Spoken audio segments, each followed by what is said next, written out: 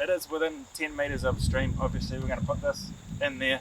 So yes, we needed a consent to do this, and we got that consent as part of the larger Mr. Work project. So there's some really quite stringent conditions associated with that, with freshwater ecology. So that's why we've got Tom, wherever he's gone, on board. He's our freshwater ecologist. He's going to come measure water clarity upstream and downstream while we're working. He's going to be managing the removal of any fish that if we take water out of here. This has only been flowing for 3 or 4 days, according to Jason. So there may be some eels in here. There will be some eels. So we'll pull that out. We'll spread it here, and we'll be rescuing those fish out and putting them back in the upstream area. The log here, we picked this log for a reason. It's because we have this space here, and hopefully when we lay that on the ground, they'll be able to go right under the log. So the global consent will be held by Tasman District Council, and the objective is to mitigate costs for landowners by going through the whole the process of applying for a consent for any given activity. And so we would hold that, we'll be overseeing that process, and essentially just makes it easier for landowners to put these wetlands in to improve the environment.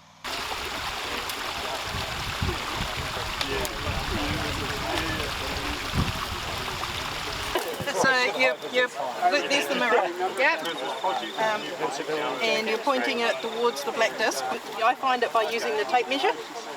So move yourself so that your eyes are close to this. Tape measure, yeah. Find the tape measure and then follow the tape measure by turning this till you find the black disc. What you're going to do is work your way back down the river until the black disc. You can't differentiate that black disc from the background. You need a line of sight and you need depth, and we don't always get that situation. So one of the alternatives is doing a water clarity tube. It's really straightforward. We fill it up with water, and we look through the clear end. So I'm going to run this with Claire, and Claire's going to tell me when it disappears.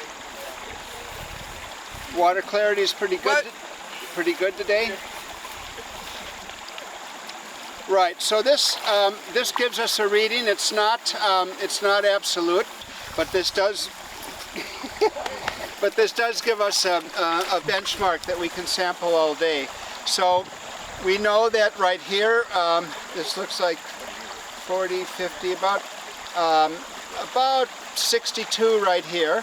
And during the course of the day, we can sample below our operation, and we can determine what the change is from what's coming in to what we're discharging.